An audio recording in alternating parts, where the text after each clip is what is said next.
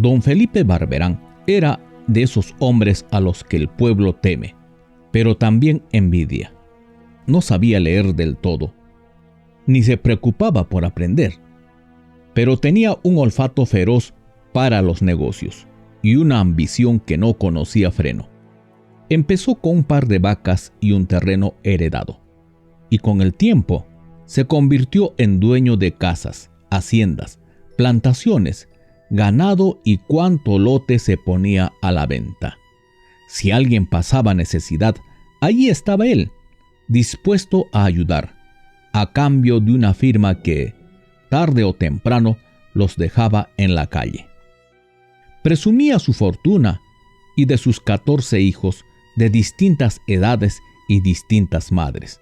Le gustaba jactarse de eso, como si fuera un galardón. «Mis hijos son bien hechos», decía con una sonrisa ladeada. «Mi sangre va a llenar este pueblo». Pero así, como era grande su riqueza, también lo eran sus bajos instintos. A sus hijos varones les enseñó desde pequeños a no tener piedad, a quedarse con lo ajeno si podían, a no sentir remordimientos, y a sus hijas a callar y agachar la cabeza. En la misma zona vivía doña Rosa, una mujer sencilla, de manos curtidas y espalda cansada. Era sorda desde niña, pero eso no le impedía trabajar de sol a sol, sembrando arroz en una hacienda vecina. Por apenas $8 al día. En su casa de caña y zinc, vivía con sus 2 hijos, Pablito, de 14 años, despierto y valiente, y Olguita, de 17 años, una muchacha con síndrome de Down, de sonrisa pura y mirada inocente. Aquella tarde que cambió sus vidas para siempre, el sol caía a plomo y el aire parecía pegado a la piel. Doña Rosa había salido a la hacienda como siempre. Los chicos se habían quedado solos, cada uno en sus quehaceres, cuando apareció don Felipe. Llegó tambaleándose, con el aliento cargado de trago, y empujó la puerta como si fuera su propia casa. Era socio del difunto marido de Rosa, aunque todos sabían que aquella sociedad no era más que un pretexto para estafarlo. «Pablito», tronó sin saludar siquiera, «anda a la tienda del camino y tráeme 4 cervezas». La tienda quedaba a 15 minutos a caballo. Pablito dudó un segundo, mirando a su hermana. «Apúrate, Pablito», insistió don Felipe, sacando un billete arrugado. «¿O te da miedo la noche?» El orgullo del muchacho pudo más. No, señor», respondió tomando el dinero. «Ya vuelvo». Salió a toda prisa, dejando a Olguita sola con aquel hombre en la casa. A partir de ahí, el tiempo se volvió espeso. Nadie estuvo allí para ver cada gesto ni escuchar cada palabra. Pero lo que ocurrió quedó grabado en la memoria de quienes lo supieron después. Don Felipe se acercó a Olguita, con esa sonrisa amable que había usado tantas veces para engañar a la gente. La muchacha no entendía sus palabras del todo, pero sí alcanzaba a percibir cuando algo no estaba bien. Él la tomó de los brazos, la arrinconó y abusó de su desamparo. Cuando terminó, salió casi corriendo, con el corazón acelerado, no por culpa, sino por miedo a que alguien lo viera. Poco después, Pablito regresó. Encontró a su hermana hecha un ovillo en un rincón, llorando sin entender bien qué le había pasado, solo sintiendo que algo, muy dentro de ella, estaba roto. El muchacho, al ver su ropa desordenada y su expresión de dolor, no necesitó muchas explicaciones. Lloró con ella, lloró de rabia, lloró de impotencia. 2 meses después, la desgracia se volvió imposible de ocultar. Olguita comenzó a vomitar por las mañanas. Tenía náuseas, mareos, dolores de cabeza que la dejaban sin fuerzas.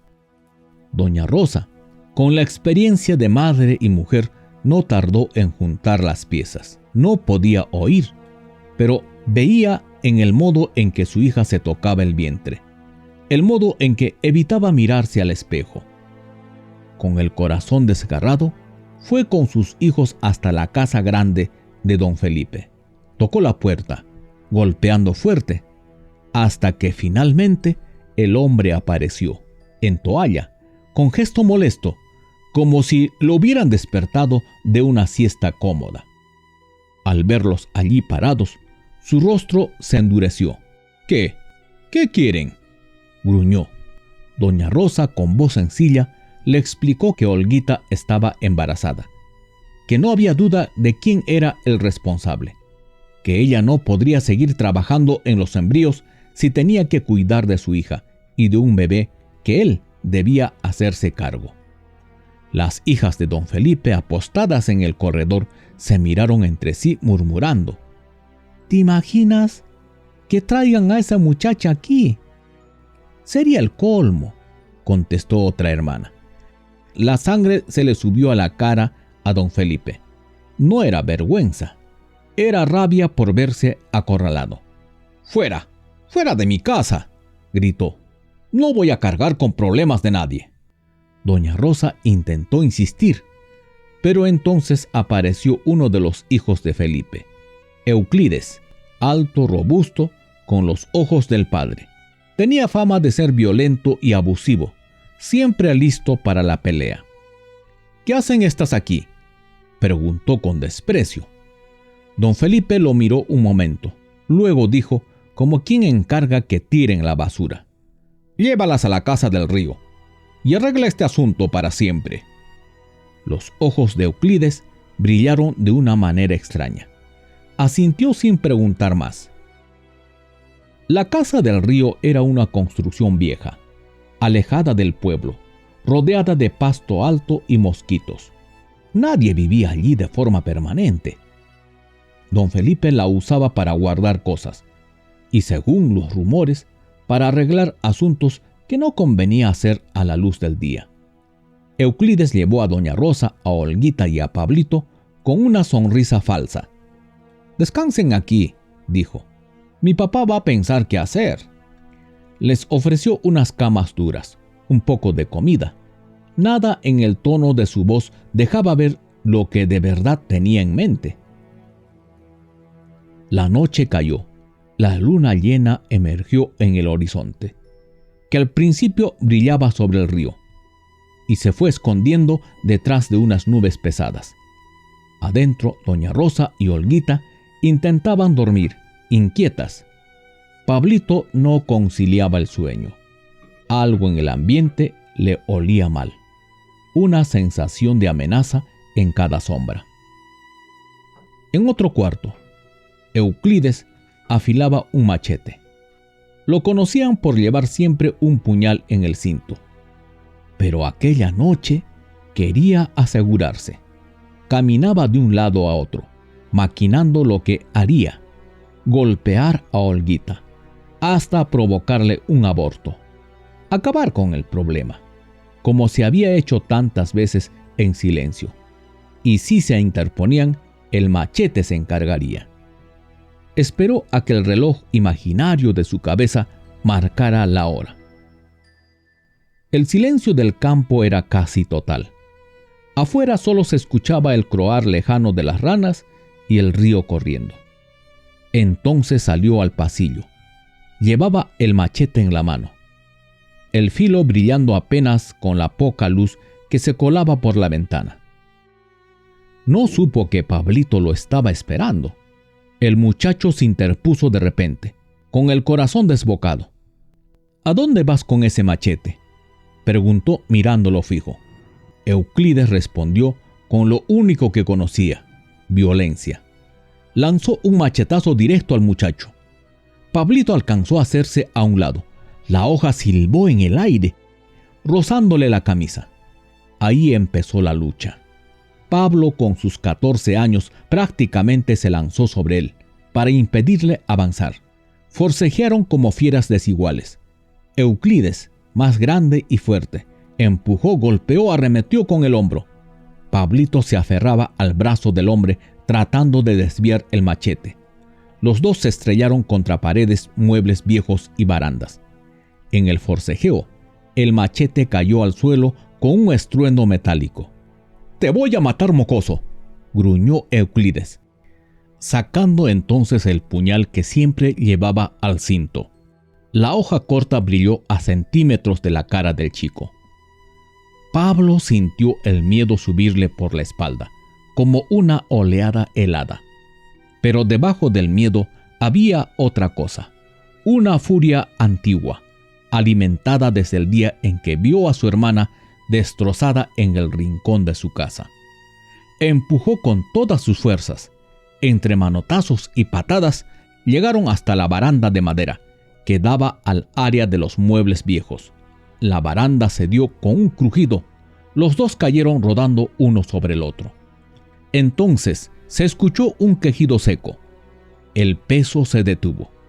El puñal en la caída había girado y se había clavado no en Pablo, sino en el pecho de Euclides. El hijo de don Felipe quedó tendido en el suelo, con los ojos abiertos, fijos, sorprendidos. La hoja sobresalía, hundida justo entre las costillas.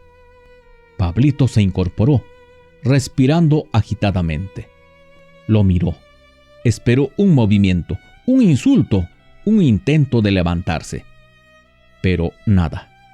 El silencio fue su respuesta. Yo no quise», murmuró con la voz apenas audible. Tenía las manos manchadas de sangre y el corazón a mil. No había sido su culpa. Había peleado por su vida y por la de su hermana y su madre. Pero sabía que eso no sería fácil de explicar a un hombre como don Felipe. Entendió en un instante que si lo descubrían, no escucharían razones. Temblando, tiró una tela vieja sobre el cuerpo. Tiró de ella hasta cubrir la cabeza del muerto. Con un esfuerzo que parecía ajeno a sus fuerzas, sacó la daga del pecho de Euclides, la limpió como pudo y la escondió.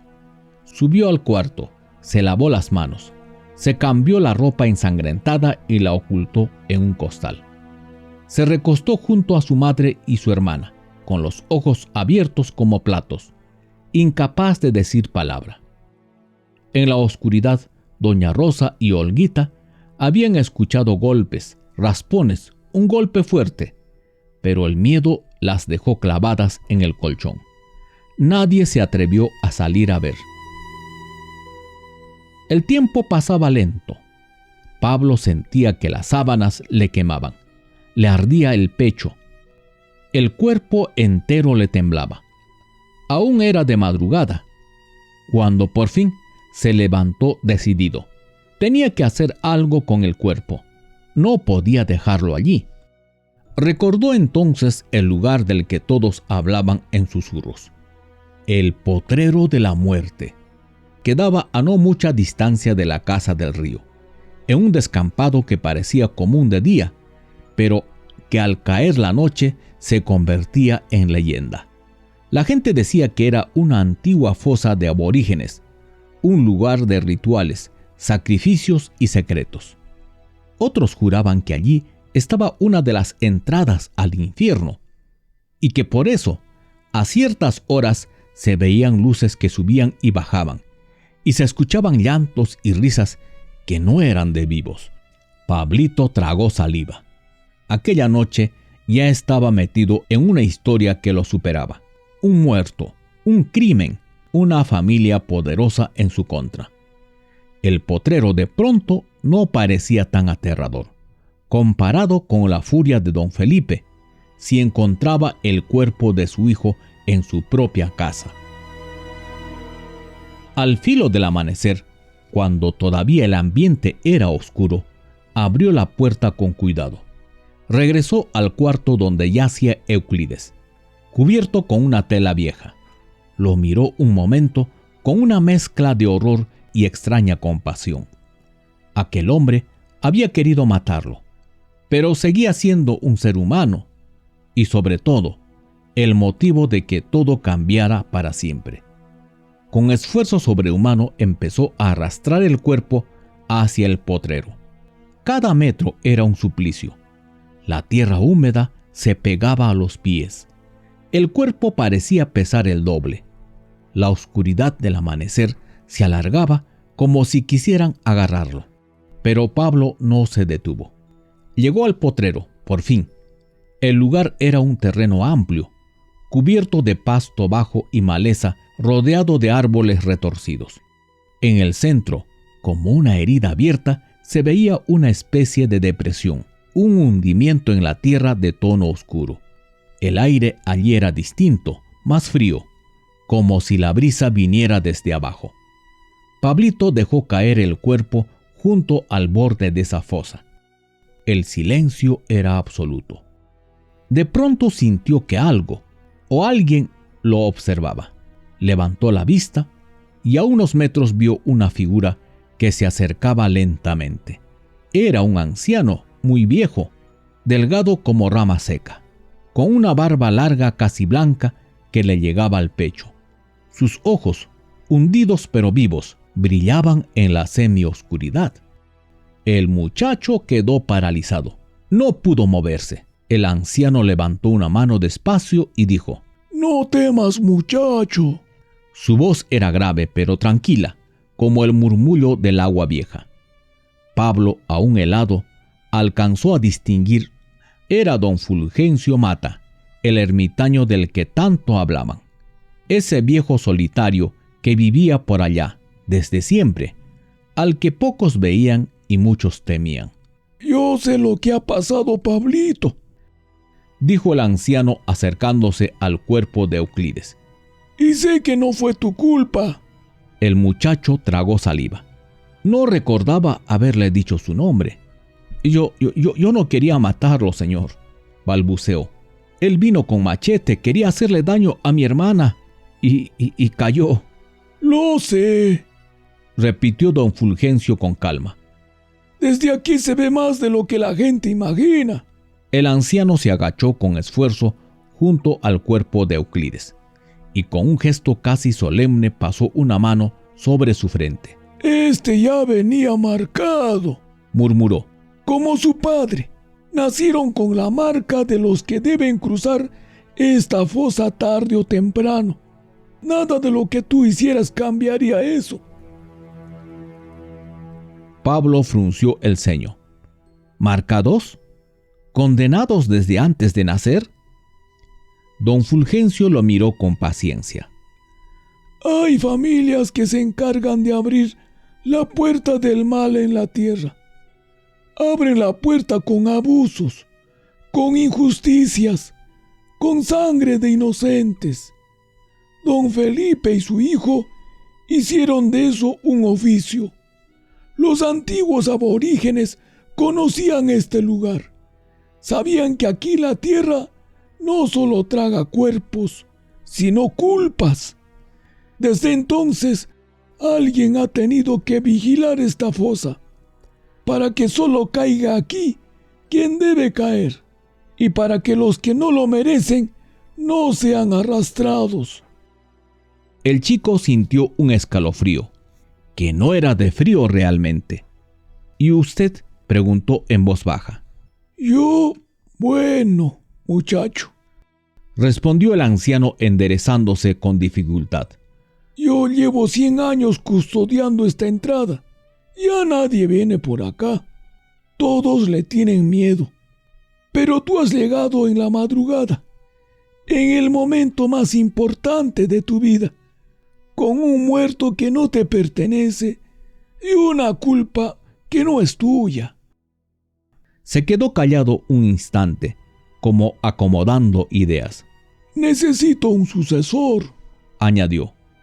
«Alguien que entienda que el verdadero miedo no está en la fosa, sino en lo que los hombres son capaces de hacer antes de llegar a ella». Pablo sintió que el mundo se le venía encima.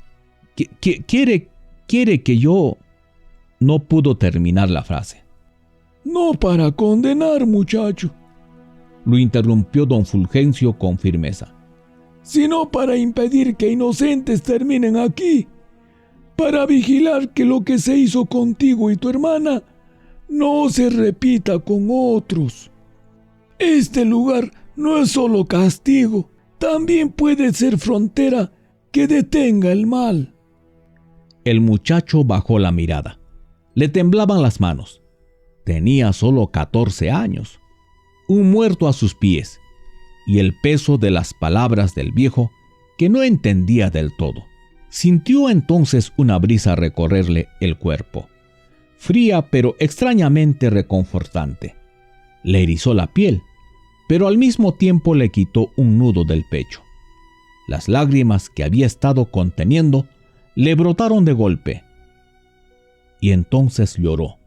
Lloró por su hermana, lloró por su madre, por el miedo, por la rabia, por Euclides muerto, por un futuro que no sabía cómo encarar. Cuando levantó la cabeza, don Fulgencio ya no estaba. Se había desvanecido entre la neblina del potrero, como si nunca hubiera estado allí. Solo quedaban él, el cuerpo de Euclides y el silencio espeso del lugar. Con manos temblorosas, Pablo empujó el cuerpo hasta el borde de la fosa. No supo si la tierra se abrió un poco más o si fue solo su imaginación, pero lo vio hundirse lentamente, como si el potrero lo reclamara.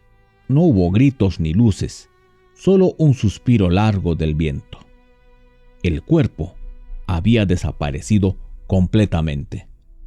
El muchacho cubrió el lugar con ramas y tierra suelta, marcando en su memoria aquel punto exacto, no porque quisiera recordarlo, sino porque sabía que de alguna forma tendría que vigilarlo. Algo de eso lo había hecho entender el viejo. Luego regresó a la casa del río. Al entrar, encontró a su madre abrazando a Olguita. Las dos tenían los ojos hinchados de no dormir. «Nos vamos», dijo él, con una firmeza nueva en la voz. «Ahora mismo». Doña Rosa lo miró, leyéndole en el rostro que algo terrible había pasado. No necesitó entender los detalles. La vida ya le había enseñado a interpretar el miedo en los ojos de la gente. Recogieron lo poco que tenían y salieron antes de que amaneciera. Nunca más volvieron a dormir bajo el techo de don Felipe. La noticia de la desaparición de Euclides corrió pronto. Al principio don Felipe pensó que se habría ido con una mujer, borracho como tantas veces. Pero los días pasaron y no hubo rastro. Empezó a ponerse nervioso, a sospechar de todos. Fue a la casa del río, revisó, interrogó, gritó, pero ya no encontró ni a Rosa ni a sus hijos. Una noche, enceguecido de rabia y de alcohol, gritó en medio de su hacienda: «Si ese mocoso se cruzó en mi camino, yo mismo lo voy a encontrar. Y si mi hijo cayó en el potrero, haré trizas ese maldito lugar». Salió al potrero de la muerte, solo, sin compañía, sin escoltas, llevando solamente su machete, tropezando entre los matorrales, desafiando a gritos la oscuridad. Caminó decidido a buscar a su hijo en el potrero. Los vecinos dicen que desde aquella noche nadie más vio regresar a don Felipe. Desapareció para siempre. Algunos aseguran haberlo oído insultar al viento, reír como loco, maldecir el nombre de todos. Otros cuentan que vieron luces moverse en el potrero, como si varias sombras se reunieran a la vez, y no faltan quienes juran haber escuchado dos voces pelear, una joven y otra vieja, antes de que el silencio lo cubriera todo. Lo único cierto fue que don Felipe Barberán desapareció. No hubo cuerpo, no hubo funeral, solo quedó su hacienda, sus bienes enredados en pleitos, y sus 14 hijos disputándose los bienes, cada uno lidiando con la sombra de su apellido. Años después, la gente del pueblo empezó a decir que el potrero de la muerte ya no se le veía igual. Las luces se veían menos. Los llantos parecían haberse apagado. En cambio, de vez en cuando, algún viajero aseguraba haber visto a lo lejos la silueta de un muchacho ya hecho hombre, caminando por la orilla de la fosa en silencio. «¡Es Pablo!», decían algunos, «el que paró el cuchillo, el que conoció al ermitaño. Dicen que ahora él cuida que nadie tire inocentes ahí», agregaban otros, «y que si alguien viene con malas intenciones, la misma tierra se encarga, se lo traga». Doña Rosa murió tranquila, sabiendo que sus hijos estaban lejos de las garras de Barberán. Olguita, con su sonrisa dulce, tuvo una vida sencilla, pero sin que nadie volviera a aprovecharse de su inocencia. Y Pablito se convirtió en hombre, con una mirada más vieja de lo que marcaban sus años. Nunca se jactó de lo que vivió, nunca se llamó valiente, solo decía cuando alguien lo escuchaba atentamente: «Hay lugares en la tierra que no son como heridas, pero lo que más asusta no es el hoyo, sino las manos que empujan». El potrero de la muerte siguió allí, en el mismo sitio, con su tierra oscura y su aire frío.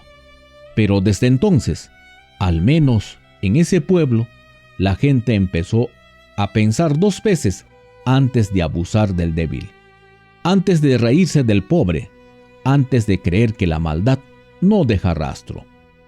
Porque aunque nadie lo vea, siempre hay ojos velando en la orilla de la fosa. Y tarde o temprano, cada quien llega al lugar que le corresponde.